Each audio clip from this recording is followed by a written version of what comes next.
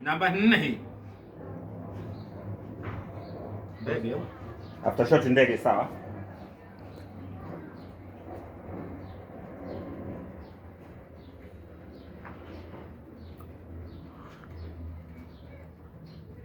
After shot and action. Wewe endelea tu kulapoka. Uzingatie nachita goal hapa. Namba 4 hii naandika namba 4 hii. Mimi nitaondoka. Na wanangu kibao huko hapo, unaweza kukaa kwao, usiku kaa hapo kaninyanyasa mimi. Umesikia eh? Ngoja hiyo kiapo ni mpaka malize sheria. Sasa. Action. Namba 4 hii. Uzingatie nachoandika humu. Sasa unaendelea kulapoka lapoka hapo. Wewe haya namba 4. Namba 4 hii sasa somo. Watano. Namba 4 ndio mswati.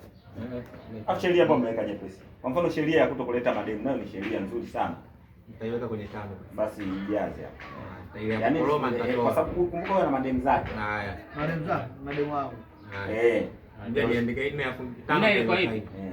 Maarufu 4 ya kuweka mguu hapo. Tena ya 5 ndio ya kukandamizia kabisa maarufu. Twende step back. Action. Boom tulia. Action. Namba 4 hii. Uzingatie nachita ngola, sio unalapoka lapoka maneno hapo. Alafu uje kukalofisa mambo humu. Namba 4 hapo. Namba 4 sasa. Ulipi kawa unalala kwako. Maambi ya kulala unalala hivi, unaweka mguu hivi. Mamuna. Na alafu sasa ndio unagadolo lako hivi.